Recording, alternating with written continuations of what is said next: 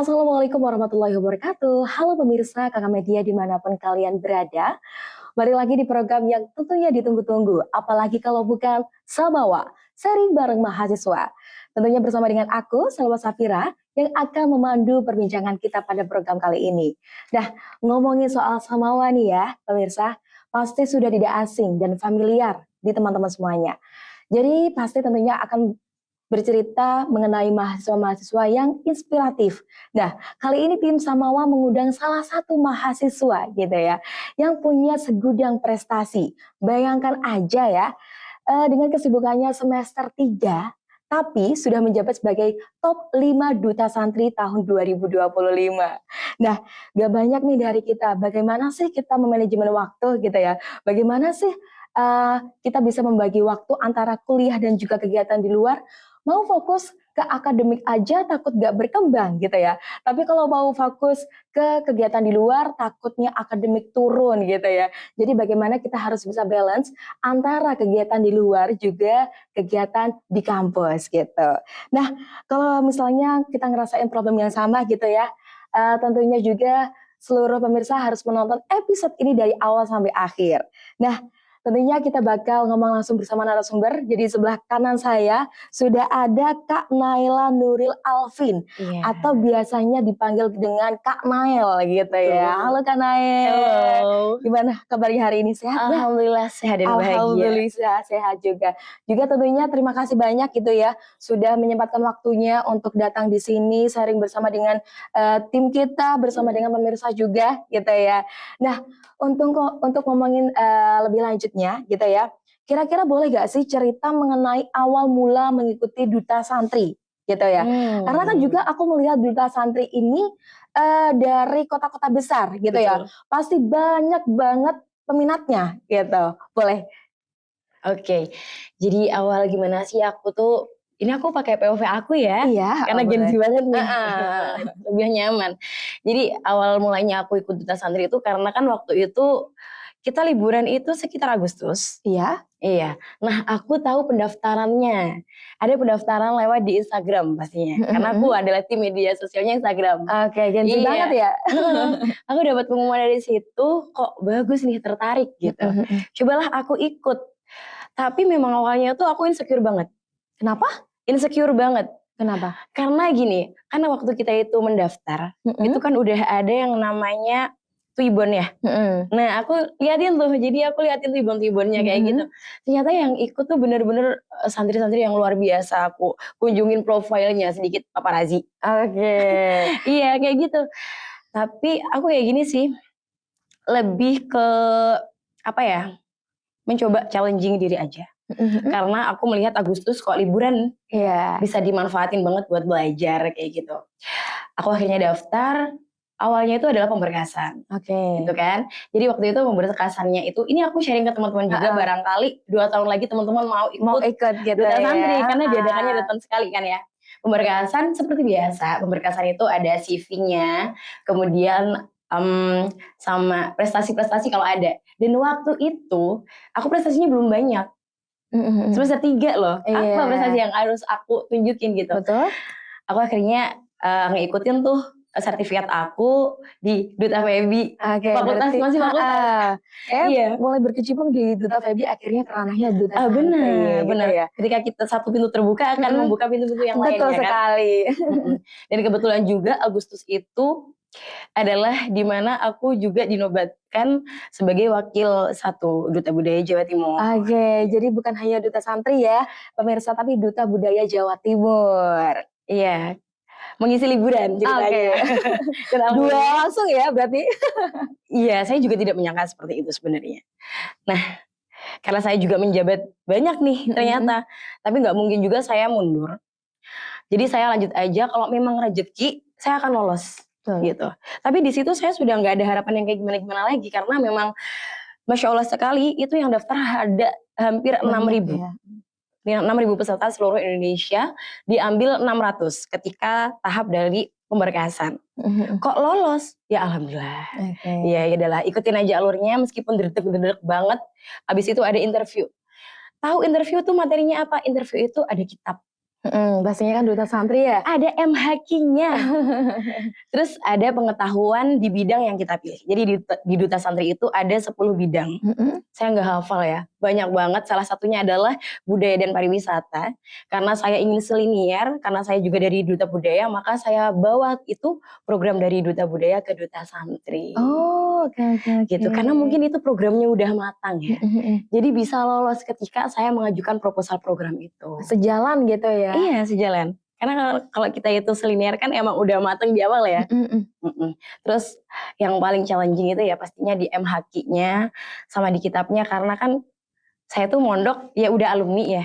Apalagi kesibukan mahasiswa, terus harus beradaptasi dengan jadwal-jadwal di kampus. Apalagi saya ambil bisnis ya, banyak banget tugas-tugas kayak makalah presentasi kayak gitu. Itu pasti kayaknya semester 3 tuh banyak-banyak tugasnya. Banyak-banyaknya tugas gitu kan. Tapi alhamdulillahnya bisa terlewati kan. Iya, bisa terlewati itu. Pokoknya niat dulu ya. Terus tahapan selanjutnya nih, setelah wawancara aku bener-bener waktu itu alhamdulillah MHQ-nya dapet ayat yang lumayan familiar buat aku gitu kan. Alhamdulillah oke. Cuman tetap aja aku masih kayak, ini kalau misalnya aku nggak lolos nggak apa-apa, aku udah ngejabat ya soalnya kayak gitu. Mau mundur juga nggak mungkin. Ternyata sama Gusti Allah dikasih lolos sampai tahap bootcamp kita materi pembahasan terkait dengan program yang kita bawa. Dan saya juga walau alam itu lolos apa tidak karena 6.000 peserta disaring jadi 600, disaring lagi jadi 60, dan akhirnya 30 finalis yang diberangkatkan di Solo itu. Oke, hebat sekali ya. Oke, selanjutnya nih, mungkin kesibukan akhir-akhir sebagai semester 3 gitu ya, setelah menjabat sebagai top 5 duta santri itu apa? Kalau aku tuh kalau bila sibuknya itu lebih ke tugas, karena di sana itu kita karantina 1 minggu. 1 minggu perjalanan 10 hari. Saya pas di situ adalah minggu saya UTS. Iya, minggu saya UTS dan juga ada beberapa presentasi. Jadi saya tuh harus mengatur jadwal buat switch apa namanya, kelompok, dan juga harus ngehubungin ke dosen-dosen kalau misalnya saya izin. Alhamdulillahnya, terima kasih buat para dosen yang memberikan saya kesempatan untuk bisa ikut UTS susulan. Jadi pulang dari Duta Santri, saya mempersiapkan belajar banget nih buat UTS susulan selama 1 minggu banget. Gitu ya, berarti harus benar-benar ditata gitu ya. Iya. Jadi sibuk di luar tapi juga tidak meninggalkan kewajiban yang ada di dalamnya. Betul, karena esensinya kita kuliah kan ya emang itu kan ya, belajarnya itu kan. Betul. Jadi kewajiban nomor 1 ya. Oke, lanjutnya nih, waktu Kak Nail ini terpilih menjadi top 5 duta santri, apa yang paling berubah dari rutinitas dari Kak Nail? Sebenarnya kalau rutinitas itu dari dulu karena kita sudah ada Duta Febi, kemudian Duta Budaya, sebenarnya saya sudah sedikit terbiasa dengan kesibukannya. Kalau misalnya ada undangan attending, tiba-tiba ngisi acara, kalau nggak gitu sebagai host misalnya, alhamdulillah saya sudah bisa stabil dengan hal tersebut. Cuman yang berubah dari kehidupan ini, bukan rutinitas ya, adalah saya harus lebih memfiltrasi apa yang saya posting. Oke. Kan biasanya kita tuh namanya mahasiswa ya asik-asikan kan postingannya ya. Nah semenjak ikut lebih ke Duta Santri, itu kita diwanti-wanti banget kalau ngeposting itu harus benar-benar difilter gitu. Karena kalau per sekarang ini orang-orang itu melihat kita representasinya itu dari sosial media kita. Iya, betul banget ya. Kayak mungkin identitas diri gitu lah. Betul. Lebih ke situ. Oke. Mungkin banyak mahasiswa nih yang kalau jadwalnya padat tuh kadang tuh langsung kewalahan. Nah, mungkin Kak Nail sendiri gimana sih cara tetap tenang sambil pegang banyak kegiatan? Benar. Saya tidak menafikan bahwasannya saya juga kewalahan. Kewalahan kan pastinya ya. Kaget banget tiba-tiba liburan niatnya iseng-iseng aja ngisi liburan langsung dapat 2 jabatan. Aduh. Iya kan? Iya. Dan di situ pasti namanya kita duta, kakak juga pernah merasakannya. Kita ada yang namanya penugasan dan juga kita tidak boleh meninggalkan tanggung jawab kuliah kita. Suntuk kayak ngestak banget, bingung banget, tapi ini aku nggak bermaksud soalim nih teman-teman. Tapi Tuhan itu yang mengatur kita gitu loh. Iya. ikut membantu kita. Kita kalau kesulitan langsung aja minta sama Gusti Allah. Saya tuh kalau bener-bener suntuk banget nih, saya punya keluarga, saya punya rumah, saya cerita, kalau saya lagi padat banget jadwalnya, ibu selalu bilang kayak gini, "Dok, donyone diteleh dhisik." Gitu. Tahu bahasa Jawa ya? Iya. Artinya tuh kayak, "Dok, tugas-tugasnya duniawinya itu ditaruh dulu." Gitu. Sampean wudu, kamu wudu dulu, sekarang sholat. Kalau belum waktunya sholat, kita sholat sunnah. Iya. Nah, dari situ entah kenapa, Masya Allah sekali, setelah selesai sholat, ya dzikiran semampu kita, itu mulai tertata, aku habis ini harus apa, itu mulai terbayang. Mana nih, kan biasanya tuh ada yang namanya piramida prioritas, kita taruh situ. Mana yang dulu lebih deadline-nya mana gitu. Kan pastinya Allah itu tidak mungkin memberikan kesusahan di luar kemampuan kita, tidak mungkin. Pasti semua masalah itu ada penyelesaiannya, kayak gitu Betul, kan? heeh. Iya, kalau misalnya ada kerja kelompok berarti ya dibagi Gitu, kelompoknya. kelompoknya. Kalau memang kerjaan kita ya berarti kita utamakan untuk menyelesaikan kerjaan kita terlebih dahulu. Tapi utamanya ibadah kita jangan sampai terlewatkan atau tertunda. Gitu, berarti bukan hanya tentang kegiatan di luar atau mungkin kewajiban kita sebagai seorang mahasiswa, tapi antara dunia dan juga akhirat harus sama gitu ya. Benar, Gitu, harus kalau kita seimbang. mungkin keinginannya kita banyak, kita juga harus intinya berdoa dan juga menata ibadah kita gitu. Benar. Kalau ada makalah tuh kayak gini, kalau ingin jadi orang besar, tidurnya sebentar. Betul. Gitu kan. Betul. Oke, lanjut nih Kak Nael. Mungkin untuk memulai hari ini nih, Kak Nael tuh punya pola atau kebiasaan tertentu nggak yang membantu biar gak keteteran? Benar. Mungkin ada schedule gitu? Ada. Jadi gini, kalau di pondok saya itu, selama kita itu memulainya itu dari pagi sudah tertata, insya Allah seterusnya sampai malam itu akan tertata. Kalau dari pelajaran dari pondok saya yang selalu ditanamkan oleh Bapak Yai saya, Bapak Yai Ainul Yakin, itu kalau kita mulai dari tahajudnya kita sudah tertata, kemudian ke subuhnya kita tertata, deresnya tidak tertinggal, insya Allah schedule selanjutnya itu akan tertata. Kan kita ada handphone nih. Iya. Kalau saya pakai handphone biasanya saya di alarm. Berskala itu ada alarmnya, tugas-tugasnya apa. Karena saya itu adalah manusia yang sangat mudah lupa. Oke, karena manusia biasa ya. Iya, saya manusia biasa. Oke, karena mungkin ini, kalau misalnya soal ngatur jadwal kan lebih suka ke HP gitu ya, Iya. bukan catatan gitu ya? Kalau saya lebih di handphone karena bangun tidur pun yang saya cari adalah handphone. Gen Z Gitu. abis berarti ya? Gen Z abis. Oke, saat tugas kuliah banyak nih, biasanya Kak Nael itu mungkin bagi waktunya biar gak mepet tuh gimana caranya? Oke, jadi tapi alhamdulillah dosen itu kalau ngasih tugas itu nggak pernah mepet gitu. Pasti ada jarak 1 minggu ya. Cuma memang hari Senin, Selasa, Rabu, Kamis ada tugas semuanya. Iya. Segera dikerjakan, jangan sampai ditunda.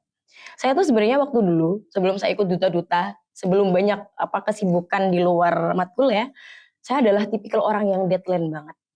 Gitu kan, mepet deadline. Tapi sekarang jangan sampai gitu, karena ranahnya lebih ke profesional sekarang itu. Jadi lebih kalau ada kerjaan atau tugas segera dikerjakan, dicicil lah, insya Allah selesai kok. Oke, berarti harus bisa mengatur ini mana yang harus dikerjakan terlebih dahulu gitu ya.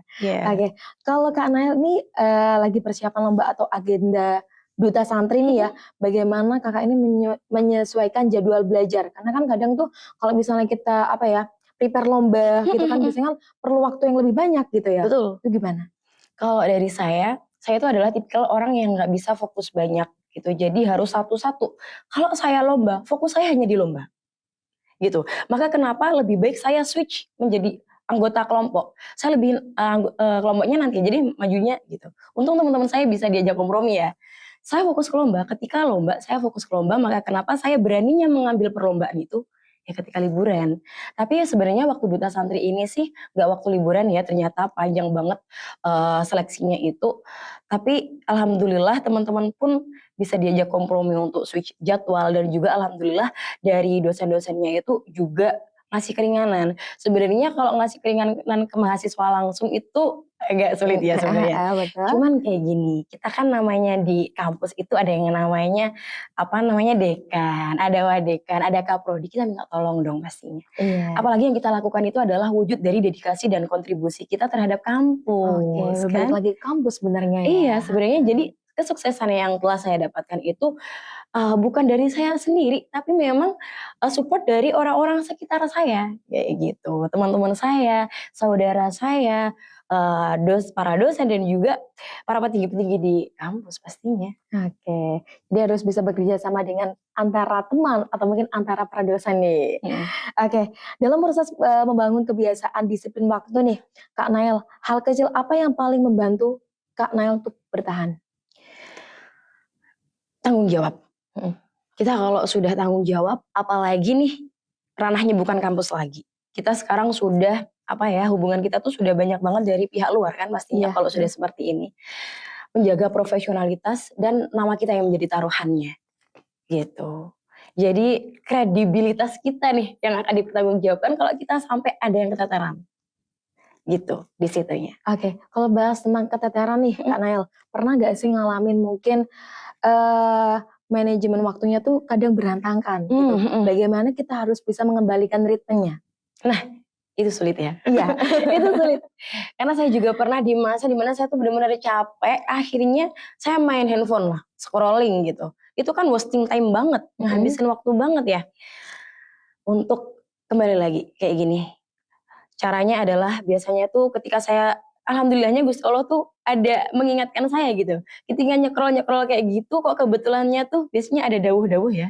Iya, Nah, kayak gitu. Itu biasanya mengingatkan saya. Kalau nggak gitu, entah kenapa tergugah sendiri ketika saya kok udah banyak wasting time dengan hal yang tidak diperlukan mungkin ya. tidak diperlukan. Itu kayak tergugah sendiri. Duh, kok belum ada sesuatu hal yang bermanfaat yang aku lakukan ya. Kayak gitu. Dan ketika aku kehilangan jadwal rutinitas aku yang seharusnya aku lakukan itu merasa bersalah banget pastinya di situ. Nah, di situ benar-benar harus memaksa ditaruh handphonenya. Handphone itu sangat bermanfaat.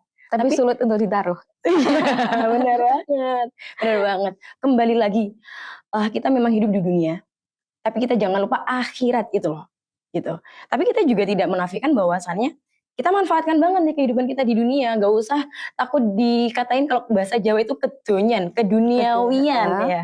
Karena bagaimanapun dunia itu adalah tools kita untuk mencapai tujuan kita yaitu akhirat, gitu.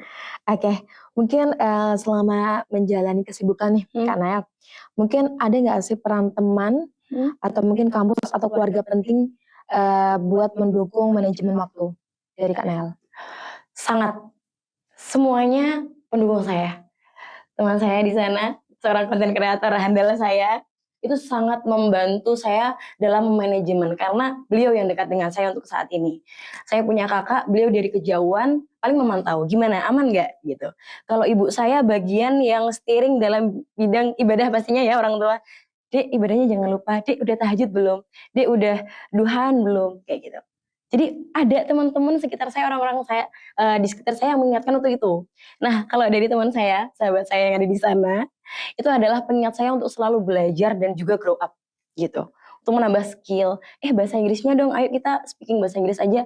Setiap harinya kita daily-nya pakai bahasa Inggris misalnya, kayak gitu. Dan kalau dari Bapak Ibu dosen ya pastinya tugas yang selalu ada dan mengingatkan di grup WhatsApp ya. Pastinya semua berperan. Oke, selanjutnya nih Kak Nael. Mungkin banyak nih mahasiswa tuh takut ikut berorganisasi atau lomba karena khawatir kadang tuh mungkin di akademiknya turun atau mungkin nilainya tuh turun gitu ya karena nggak sesuai sama realitanya gitu ya. Menurut Kak Nael apa yang perlu mereka pahami gitu ya? Mungkin apa sih yang perlu dibenahi gitu? Iya. Jadi untuk teman-teman kembali lagi saya tidak menafikan bahwasannya awal-awal saya ketika menjadi duta FEBI itu saya keteteran dan bahkan nilai saya itu turun. Tapi ini tidak untuk menakuti gitu. Karena saya belum tahu ritmenya dan belum tahu alurnya di kampus, ternyata kita bisa minta dispen. Tidak izin ya dispen. Nah itu tadi dengan cara menghubungi dari Kaprodi maupun dari dekan maupun wadekan. Langsung menghubungi dan disampaikan langsung ke dosennya. Itu bisa kita lakukan untuk memperbaiki nilai absensi kita. Kayak gitu. Dan teman-teman jangan takut keteteran atau kayak nilai kuliah ya. Iya. Karena sebenarnya teman-teman, sayang banget kalau teman-teman itu tidak mengikuti organisasi ataupun kegiatan di luar. Karena bagaimanapun yang kita butuhkan untuk sekarang ini menjadi mahasiswa adalah relasi. Betul sekali. Iya kan? Karena kalau kita nanti di dunia kerja yang kita butuhkan apa? Relasi. Ketika kita banyak bertemu dengan orang-orang hebat, itu adalah investasi kita untuk menunjang keberhasilan kita di masa depan. Oke, kayak tentunya gitu. juga mungkin ketika kita keluar dari kampus nih ya, tentunya akan menjadi jalan lah, mungkin ranah pekerjaan atau apapun Betul. itu gitu ya. Tidak hanya ranah pekerjaan tapi juga prestasi-prestasi lainnya, Betul kegiatan yang lebih sekali. bergengsi lagi. Kayak gitu. Karena bagaimanapun menurut saya itu ketika bertemu dengan teman-teman lebih upgrade lagi. Ketika saya bertemu dengan, pastinya kalau kita ketemu di ranah kompetisi, itu kita akan bertemu dengan teman-teman yang hebat-hebat banget. Itu sangat mematik kita untuk lebih semangat belajar lagi. Jangan sampai deh saya malu ketika bersama dengan mereka. Kayak Iya gitu iya, kan ya. heeh. Seperti itu. Oke, berarti harus ini ya istilahnya semua itu pengingat gitu ya? Betul. Oke, selanjutnya nih Kak, mungkin, Kakak sendiri ini menjaga energi, dan fokusnya gimana sih supaya tetap stabil menjalani 2 dunia gitu Dua ya? dunia ya. Heeh, 2 dunia. Apa tuh 2 dunia? Jadi mungkin dari kegiatan di luar atau mungkin di sini sebagai Oke. mahasiswa. Cara menyeimbangkannya adalah, oke, jadi saya itu, saya nggak Mungkin tahu ya, capek gitu kan ya, capek energinya tuh capek. dari mana Iya, gitu ya? saya tuh nggak tahu ya, saya tuh adalah ekstrovert atau introvert saya nggak tahu, tapi pastinya saya butuh waktu untuk benar-benar saya sendiri. Benar-benar sendiri, dan untungnya saya kan di kos, iya kan. Jadi saya tuh ketika pulang itu saya nggak megang apapun, saya taruh semuanya saya sendiri. Kadang cuma diem aja gitu, ataupun minum, makan, apa gitu. Udah gitu aja. Dan kembali lagi, ini bukan salim loh teman-teman. Tapi sebenarnya yang mengembalikan energi saya itu ketika saya selesai sholat. Karena kalau kita kan wudhu nih, Iya? dingin, adem gitu. Terus sholat. Dan ketika saya sholat tuh kayak saya tuh bener-bener punya sandaran gitu loh di dunia ini tuh. Jadi, yus ditelah disik, ditaruh dulu gitu. Jadi ada sandarannya. Itu meskipun tidak terlihat ya, Iya, itu challenging banget buat iman kita. heeh, mungkin kita yang tahu nih, ya, Iya, bukan orang tapi lain. kita bisa merasakannya kok. Betul. Oke, mungkin ada nggak sih, karena kan semakin ke sini semakin sibuk ya Kak ya, Betul. ada nggak sih kegiatan atau kebiasaan yang dihindari gitu ya, agar mungkin waktunya kita tuh tidak terbuang dengan sia-sia? Benar, kalau dari based on my experience nih, lebih ke saya tuh suka drakor. Dan Mhm. itu yang sangat ngedistract jadwal-jadwal saya. Jadi ketika memang jadwalnya saya lagi padat, tugas lagi banyak, saya uninstall dulu Ah. perfilman-perfilmannya gitu, aplikasinya, lebih ke situ sih. Kalau itu udah ke-uninstall, insyaallah kalau scrolling nggak begitu saya. Jadi Mhm. beda ya orang-orang tuh. Iya Ya kalau teman-teman rela nih, kayak hal apa sih yang bener-bener nge-wasting time banget, uninstall aja deh iya, kalau sama lagi gitu sibuk. ya. Mungkin ada juga yang mungkin, membuang aplikasi Instagram atau mungkin Mhm. TikTok nih, Nah, aduh. kalau saya seperti itu, karena mau Heeh. ngebuka lagi, kan udah nggak ada. Iya. Nanti kalau udah, masa sibuknya, kan kita selalu ada kan masa istirahat, nah itu baru nge-download lagi. Oke, Mhm. jadi boleh dicoba ya Mhm. pemirsa. Oke, selanjutnya mungkin, dari sekian banyak aktivitas nih, Mhm. bagaimana Kakak tahu kapan harus istirahat dan produktif? Kan Nah tadi kalau bilang waktunya istirahat ya di-install lagi nih aplikasinya, nah nah kapan tuh waktunya? itulah, itu sebenarnya juga yang menjadi apa ya, kekurangan diri saya sampai detik ini. Saya belum begitu bisa untuk, menyemaksimalkan waktu istirahat saya. Namun kembali lagi kita ranahnya profesional, apalagi kalau misalnya jadwalnya tuh besoknya pagi, besok pagi.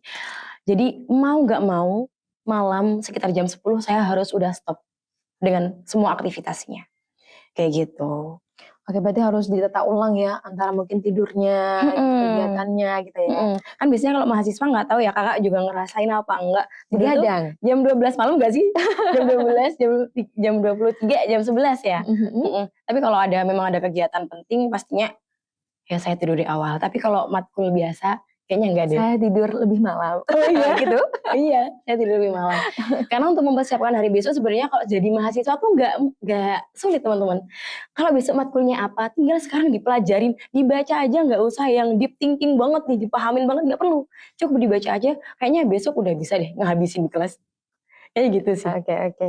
Oke, terakhir nih Kak Nael, Mhm, mungkin ada nggak sih satu prinsip yang, mhm, Kakak pegang dalam mengatur waktu biar semuanya itu seimbang gitu? benar.